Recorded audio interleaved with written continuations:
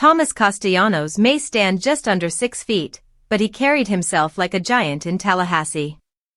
The Florida State quarterback delivered on bold words he spoke this summer, declaring Alabama no longer had Nick Saban to save them.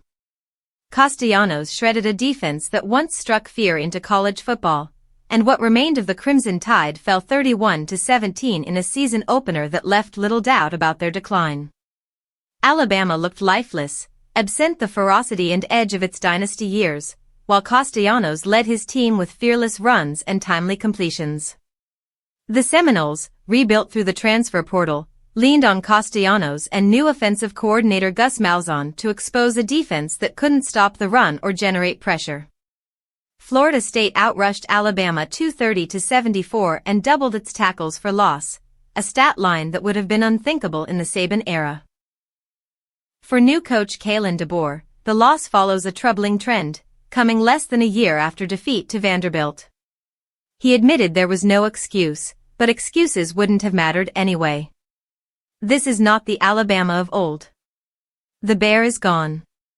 Meanwhile, the ACC landscape shifted. With Clemson falling to LSU 17-10 and Miami awaiting a matchup with Notre Dame, Florida State suddenly looks like a legitimate contender. The Seminoles' schedule still poses challenges, hosting Miami, visiting Clemson, and ending with Florida, but their upset made clear that the conference is no longer Clemson's to lose alone. Louisville also lurks in the mix, and though SMU brings intrigue, its collapse against Penn State last year lingers. Elsewhere, Ohio State's Julian Sayin earned respect in his first career start, managing the game with composure in a 14-7 win over Texas. He didn't dazzle but avoided mistakes, outdueling Arch Manning on the road. Manning's struggles, compounded by a conservative game plan from Steve Sarkisian, highlighted the gap in poise between the two young quarterbacks. At Michigan, freshman Bryce Underwood impressed in a 34-17 victory over New Mexico, showcasing maturity beyond his years in his first start. LSU, meanwhile, quieted doubts about Brian Kelly.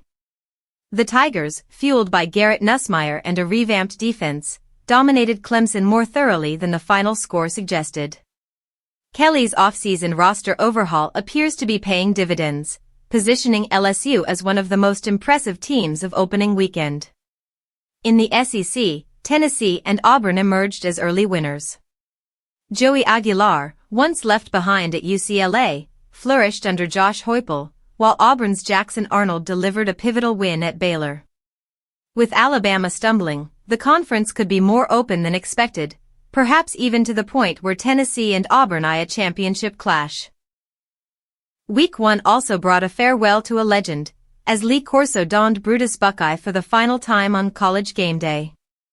Later, he was spotted eating hot dogs with a knife and fork in the press box, aka